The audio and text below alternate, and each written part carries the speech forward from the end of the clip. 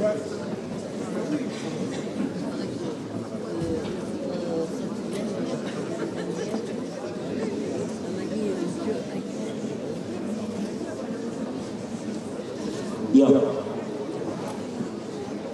Monsieur le député, cher Hubert, monsieur le sénateur maire honoraire, cher Thierry, madame, monsieur les conseillers départementaux, cher Séverine, cher Joachim, mesdames, messieurs les maires et les élus des communes voisines, amis et bien entendu le conseil municipal, j'ai vu plusieurs maires, la maire de Notre-Dame-de-Bonneville, la maire de Tourville, Saint-Étienne-du-Rouvray, je l'ai certainement oublié.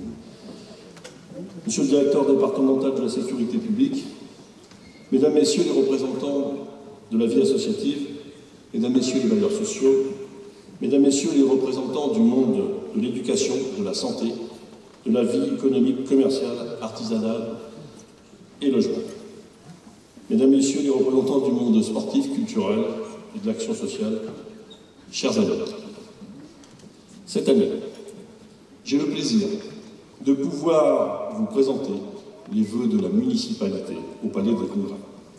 Ce lieu emblématique de Wessel, complètement rénové en 2021, a rouvert ses portes pour la joie des Océans.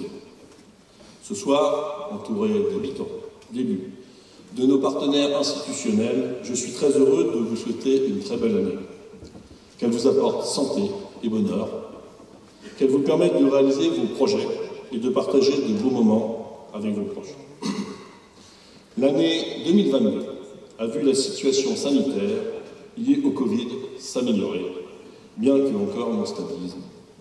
Malheureusement, la situation économique et sociale, elle, s'est aggravée. Le contexte géopolitique, la guerre terrible en Ukraine, les tensions autour des marchés de l'énergie, la précarisation du monde du travail ont contribué à durcir les inégalités entre les peuples et au sein des peuples. L'injustice, la misère sont bien réelles, elles sont légitimement source de colère et de désarroi. Avec 10 millions de pauvres en France, la santé et la vie chère restent sans surprise les priorités de 80% des Français. Face à cette situation humainement inacceptable, le gouvernement ne change pas de cap. Pas de justice fiscale, pas de solidarité, pas de reconnaissance du travail, la santé est marchandisée, l'intérêt général nié. Dans cette France mise à mal, les classes moyennes sont de plus en plus sollicitées et en ressortent fragilisées. Pourtant, l'argent existe, une autre répartition des recherches est possible. Mais voilà, ce n'est qu'un exemple. Le débat sur la taxation des dividendes n'a pas débouché sur la taxation des superprofits. Cette question, balayée d'un revers de main par le président de la République, reste pourtant d'actualité. Pour la première fois de l'histoire, un Français, Bernard Arnault, a accédé à la place d'homme le plus riche du monde avec plus de 170 milliards de dollars. Les dividendes versés par les entreprises du CAC 40 ont atteint en 2022 un montant record de 80 milliards. Mais le partage des richesses n'est toujours pas au programme. La stratégie gouvernementale est tout autre. L'objectif central est de réduire les dépenses publiques, ce qui est acté dans leur budget 2023. Cette politique a des conséquences concrètes sur la vie des gens. Permettez-moi de citer quelques exemples votés ces derniers mois. Vote de la baisse du budget alloué aux missions hébergement, parcours vers le logement, insertion des personnes vulnérables. Résultat, fermeture de plus de 20 000 places. Vote de la baisse de 24% des crédits alloués à la prévention et à la lutte contre la pauvreté des jeunes, alors qu'un jeune sur 10 vit en dessous du seuil de pauvreté. Vote de la réforme de l'assurance chômage avec un recul des droits des assurés et une baisse des montants des allocations. La réforme des retraites s'inscrit d'ailleurs dans cette ligne droite. Pas de reconnaissance de la pénibilité, ni de la différence d'espérance de vie selon le parcours professionnel passé, ni des inégalités de salaire. Sur le budget de la santé, il s'agit de réaliser 1,7 milliard d'économies en 2023, autant d'argent qui va manquer pour recruter et mettre fin à l'hémorragie du personnel de soins.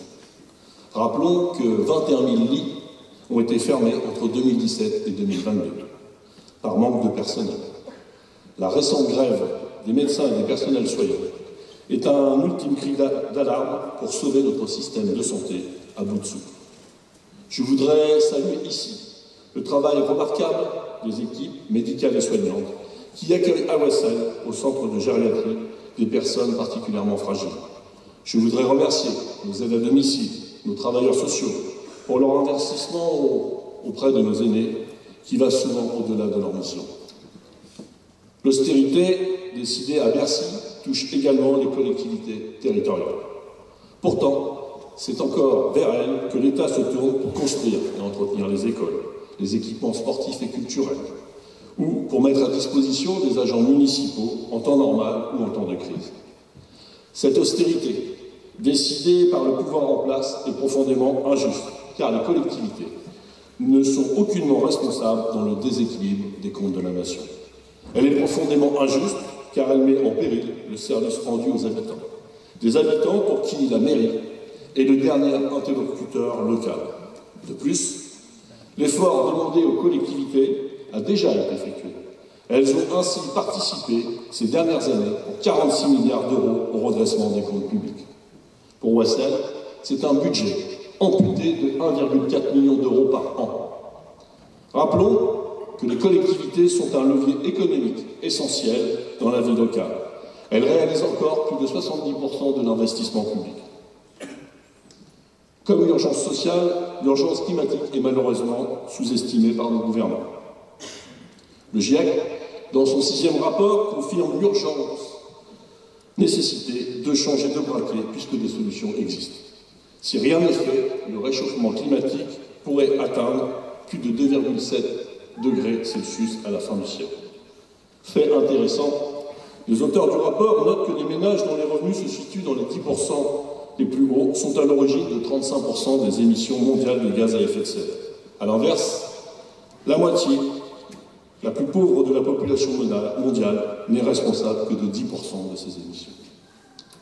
Face à l'urgence climatique, les collectivités territoriales tendent par leur action et leur investissement à une plus grande sobriété énergétique. Wessel est engagé dans la démarche label Climat, Air, Énergie, afin d'avoir en ce domaine une démarche progressive d'amélioration continue de nos performances. Les travaux d'isolation dans les bâtiments municipaux sont un axe d'action prioritaire, comme ce fut le cas pour les écoles Pasteur, Claudel, Mongis, le pôle technique, l'auditorium Roland-Leroy, le palais des congrès, le centre Éliane Tambos et maintenant le nouveau bâtiment du groupe scolaire Jean Jaurès. Dans ce contexte difficile, avec l'ensemble des élus de la majorité, nous investissons au quotidien pour répondre aux besoins réels des Océliens et des Océliennes. Je souhaite ici remercier particulièrement les élus, les adjoints, les conseillers délégués qui forment une équipe soudée et volontaire.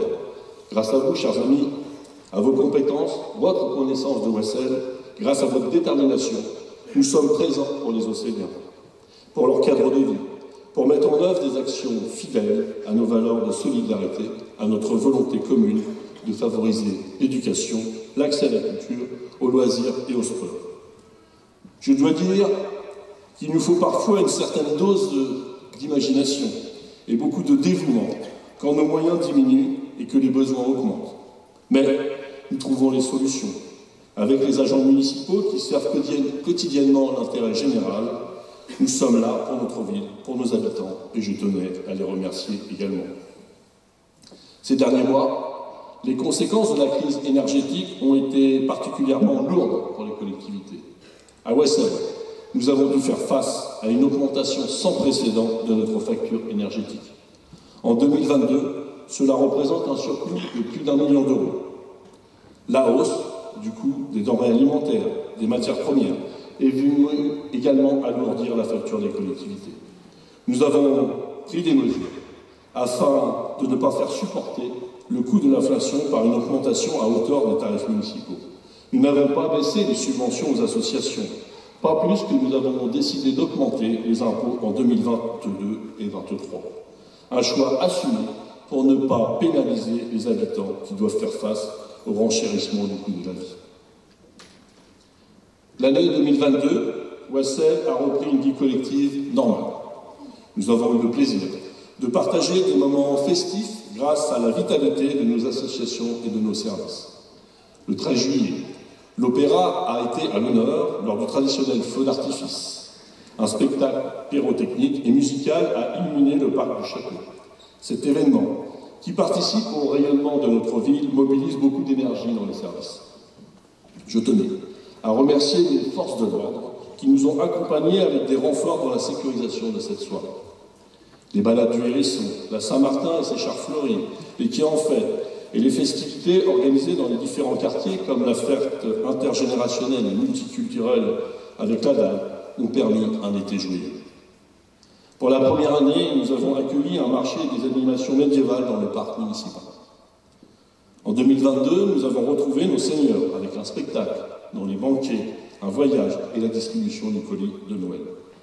L'été sportif qui permet à tous les enfants de découvrir différents sports a encore été un succès. Le centre Charlie Chaplin, celui des Violettes et des Vosges ont également su organiser des moments inoubliables. Le beau projet des quartiers d'été en partenariat avec l'État et monsieur le sous-préfet en charge de la politique de la ville a permis à de nombreux enfants de passer de belles vacances avec des activités ludiques, une initiation à la langue des signes, des ateliers sur le thème de la nature, un militant d'été à Orival. 80 Océliens ont également pu passer le premier niveau de formation de secourisme. Je souhaite également saluer le projet d'écriture mis en place par la médiathèque Galilée avec les collégiens. Leur livre, réalisé avec une enseignante en français et en collaboration avec un auteur confirmé, Yvan Michotte, a été publié. Cette histoire trouve ses racines dans un autre projet, la création d'une boîte à livres avec l'artiste Bérénice Blois et des Océliens adultes et enfants. Voilà un exemple de notre capacité à inventer, créer les occasions pour faire de belles choses ensemble. À Wessel, nous sommes attachés à donner des moyens à l'éducation. Nous avons inauguré, avec les enfants, les familles, les enseignants, les nouveaux locaux de l'école Jean Jaurès II, complètement réhabilités. Au total, ce sont 3 millions d'euros qui ont été engagés pour ce projet dans lequel nous avons été accompagnés financièrement par l'État, le département, la métropole. La dernière phase de reconstruction va permettre de relier par l'intérieur les deux ailes du groupe scolaire, d'installer un ascenseur pour les personnes à mobilité réduite, de construire 10 classes supplémentaires. Le coût de cette nouvelle opération est estimé à près de 4 millions d'euros. Il s'agit là encore d'une réalisation d'envergure qui concrétise notre politique volontariste en matière d'éducation. Nos équipements sportifs ont également bénéficié de travaux d'amélioration. Le gymnase Jean Jaurès a été rénové, sa toiture, son parquet et ses peintures ont été refaites. La façade de la salle Bernard-Hue a également été requalifiée. La piscine municipale a fait l'objet d'améliorations. Un terrain au terme a été installé. Il permet de limiter fortement les émissions de chlore, améliorant ainsi les conditions de travail de nos agents et le bien-être des usagers. Grâce à cette installation, on obtient 160 tonnes d'émissions de CO2 en moins par an, tout en réalisant des économies d'eau et d'énergie. En 2023, nous lancerons de nouveaux audits énergétiques afin de prioriser les bâtiments les plus énergivores. L'activité sportive n'a pas été en reste. Cette année, encore, nos sportifs ont fait honneur à notre ville, tant par leurs bons résultats que l'esprit avec lequel ils ont exercé leur pratique. Lors des quais en fête, nos clubs sportifs et nos associations ont répondu présent. Nous avons la chance, à Wessel, de bénéficier d'un tissu associatif dense et varié pour tous les âges. Je tiens à rendre hommage à tous ces bénévoles, des femmes et des hommes d'exception, qui consacrent du temps pour les autres, pour leur passion, mais également pour l'histoire et la mémoire de notre ville. Je pense ici à la Société d'Histoire et aux associations d'anciens combattants. Je souhaite également remercier les associations caritatives, le Secours populaire, le Resto du Cœur et bien d'autres qui œuvrent sur Wessel. Je me réjouis de l'implantation locale de la CNL, nouvellement créée, qui défend les droits des locataires et initie des projets avec eux. Je salue l'action de notre comité des fêtes, présent sur de nombreux événements pour notre plus grand plaisir. En partenariat avec la ville, avec l'Union des commerçants et des artisans, nous avons pu profiter de Wassel Fête Noël, des activités gratuites, du marché avec la participation d'autres associations. Tout cela participe au vivre ensemble, au partage. L'année dernière, nous avons accueilli le colloque sur l'autisme, en présence de Joseph Chovanec, philosophe et militant autiste, et de notre député, Hubert, cher Hubert, qui porte à l'Assemblée nationale des propositions concrètes pour une meilleure inclusion. Ce jour-là, grâce à nos nombreux professionnels, à la présidente de Forum Autisme et surtout au témoignage des familles présentes, nous avons mieux pris conscience de leurs difficultés quotidiennes. Nos associations, le service des sports, notre école de musique et de danse, la bibliothèque de Wassel travaillent pour avancer sur l'objectif d'une pratique inclusive essentielle pour nous. L'accès au droit est également au centre des priorités de la ville. Le centre Éliane de Tinboeuf, accueillant le CCS, l'agence postale communale, la Maison France Service, a rouvert ses portes en 2022. Un conseiller numérique est à disposition des usagers pour les aider dans les démarches. Wassel a su également développer les outils d'insertion et d'accès à la formation et l'emploi. Depuis sa création en 2016, l'ACI a permis la qualification et le retour à l'emploi de nombreuses personnes. Au premier semestre 2022, on a compté 83% de sorties positives. Cette année, nous allons renouveler l'opération Les Chemins de l'Emploi. Pour aller plus loin, la ville et l'association Débarquement Jeunes organisent des rendez-vous d'information collective. L'objectif est d'accompagner la population dans les démarches de recherche d'emploi et de formation. L'accès à la santé, la prévention restent parmi nos priorités. À Wassel, nous participons à construire des solutions pour favoriser l'installation des personnels de santé à travers nos projets d'urbanisme. Comme beaucoup de villes moyennes, nous devons faire face à un déficit de l'offre de soins. L'accès aux soins devrait être une priorité nationale. Les budgets engagés ne sont pas à la hauteur pour répondre au manque de moyens de notre système de soins. Ce soir, je tiens également à saluer les sapeurs-pompiers et les premiers secours qui œuvrent avec professionnalisme et courage sur notre territoire. Les communes sont de plus en plus confrontées aux questions de sécurité. Une partie des renforts de la police nationale annoncés depuis 2 ans est arrivée sur la métropole rouennaise cet été. Monsieur le directeur départemental de la sécurité publique, son adjoint, le nouveau commissaire de notre secteur ont montré ces derniers mois qu'ils étaient impliqués à nos côtés sur les problématiques de notre territoire. Le Conseil local de sécurité et de prévention de la délinquance s'est réuni en fin d'année afin d'échanger avec les différents partenaires sur le bilan de l'année et les actions à mener. Nous avons pu avancer sur un certain nombre de problématiques liées à la sécurité. Le procureur de la République de Rouen, qui était présent, nous a assuré de sa réactivité du parquet dans les suites pénales données aux procédures. La sécurité publique reste une compétence régalienne. Cependant, nos agents de police municipale prennent tout leur part pour assurer la tranquillité publique.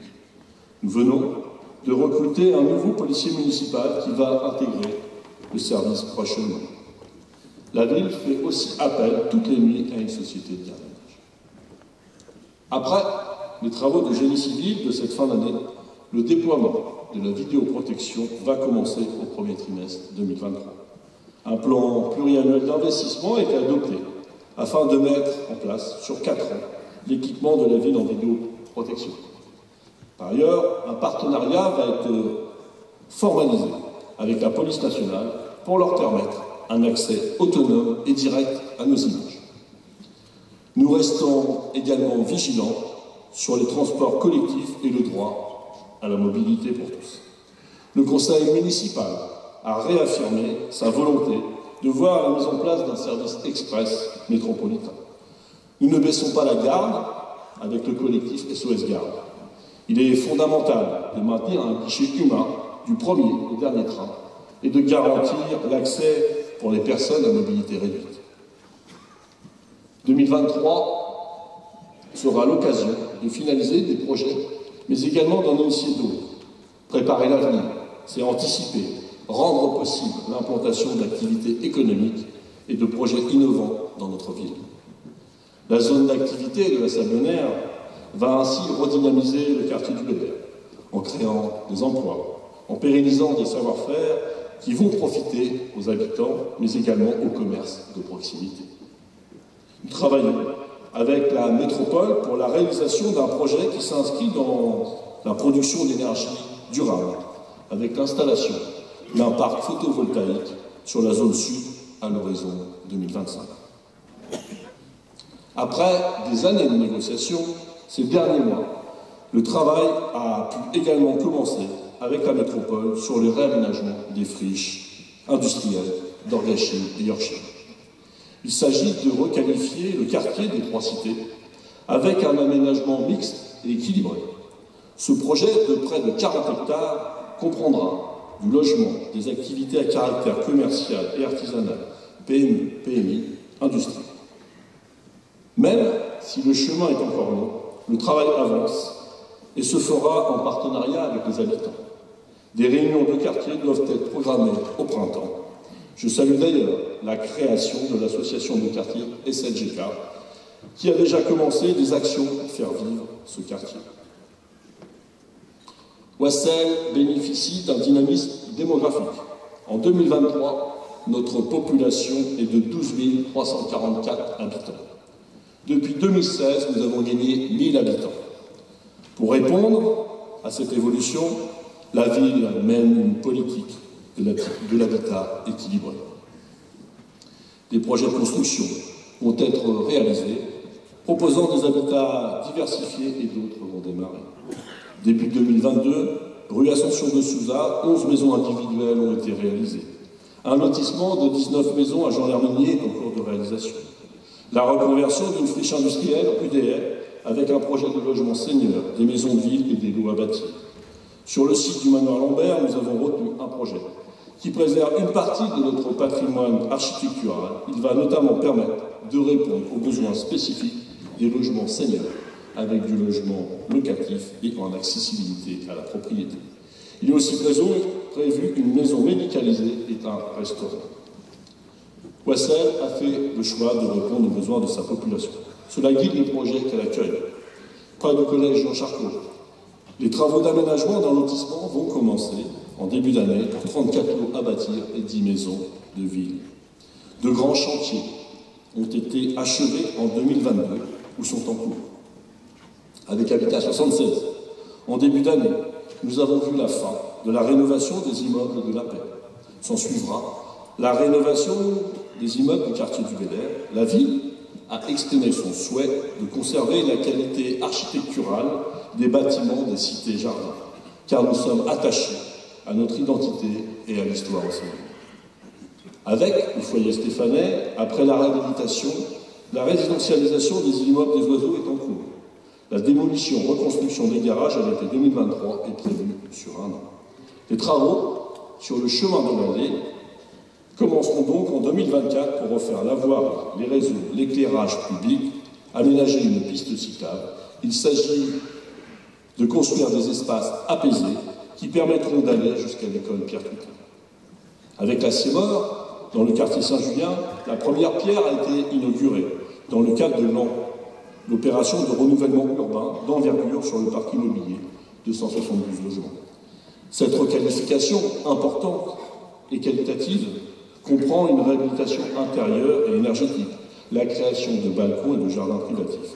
Construit en concertation avec les habitants, ce projet prévoit également de réaménager les espaces publics. La démolition des locaux commerciaux non exploités, l'ex-Littéole, interviendra au printemps. S'en suivra alors, en 2024, la construction d'une salle polyvalente et du nouveau centre commercial. Puis, en 2025, une crèche qui permettra d'offrir un nouveau service. Les investissements sur les voiries, en partenariat avec la métropole, nous ont permis d'améliorer le cadre de vie et d'apaiser la circulation. Plusieurs travaux ont été réalisés en 2022. Avenue Anderton sur l'ensemble de l'axe, en centre-ville, rue Bacheteux, dans le quartier des Trois Cités, impasse des Lavandes et quai de Rouen. Les travaux sont prévus en 2023. Rue Turgis, entre la rue du Colombier et la rue Saint-Martin, rue Édouard Vaillant, avenue des Marronniers, rue Jean-Jacques Rousseau sur la partie allant de la rue des Haies jusqu'aux rues Jean-Baptiste Pigère et de la République, avenue Saint-Julien de l'avenue du Général de Gaulle jusqu'au Palais des Congrès.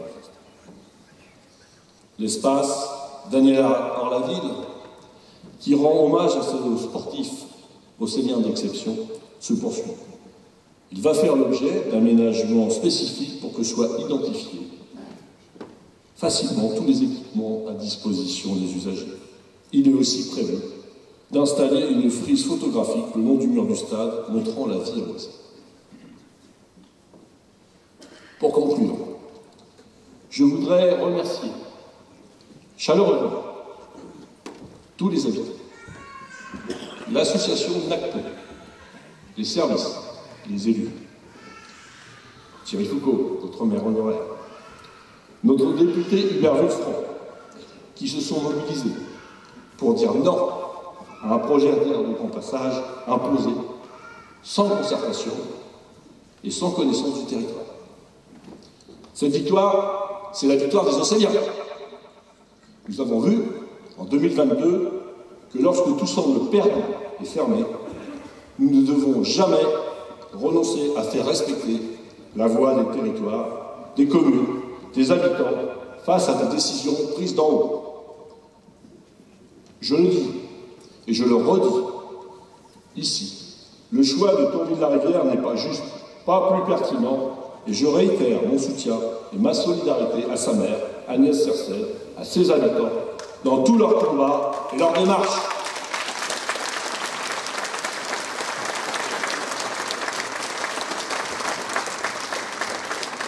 Nous ne devons jamais renoncer à faire entendre notre voix pour plus de justice sociale, pour nos retraites, pour le droit à l'énergie, la fin des tarifs réglementés, l'ouverture à la concurrence du secteur énergétique montre aujourd'hui leur effet dévastateur.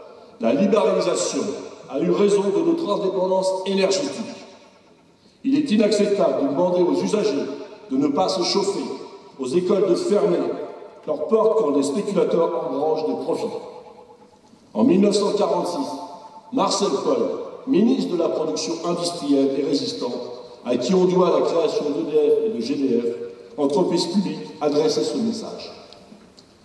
Je vous demande de ne jamais oublier que vous avez en charge un instrument fondamental de la vie du pays. Votre dignité, comme l'intérêt national, vous font un devoir impérieux de continuer à défendre sans jamais défaillir le service public propriété de la nation, de continuer avec le même courage à défendre nos retraites, nos aides sociales, issues du programme du Conseil national de la résistance, expression du combat de ceux qui ont été jusqu'à leur sacrifice pour sauver le pays et avec lui ses riches traditions d'humanisme et de liberté. Je vous souhaite